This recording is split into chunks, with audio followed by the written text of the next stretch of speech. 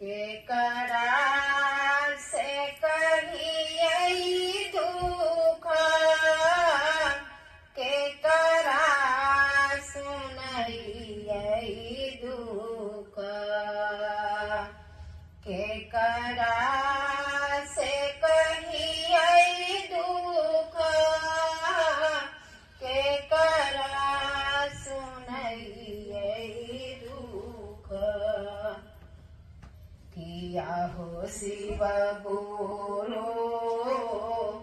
केहू मोरा दुख ना पतिया एलै हो राम किया हो शिव गुरु केहू नाही दुख पतिया एतै राम किया दुख हरुना हमार शिव गुरु अब दुख हरुना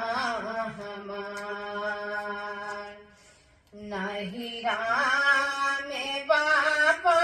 मैना ससुरा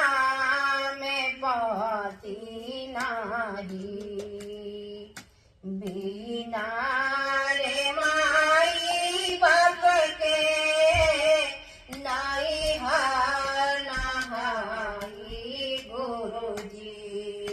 किया हो शिव गुरु बिना रे स्वामी केरा नाई हरना सासुरना किया हो शिव गुरु दुख के कराने हम गैली नाई हारावा दुख के कराने हम गैली नाई हारावा किया हो शिव गुरु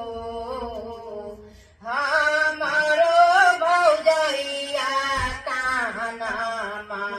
मारेली हो राम किया हो शिव गुरु हमारो भौजैया ताना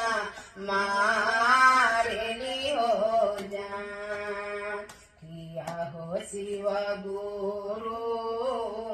अब दुख हरुना हमार ताना मार के सुनी सुनी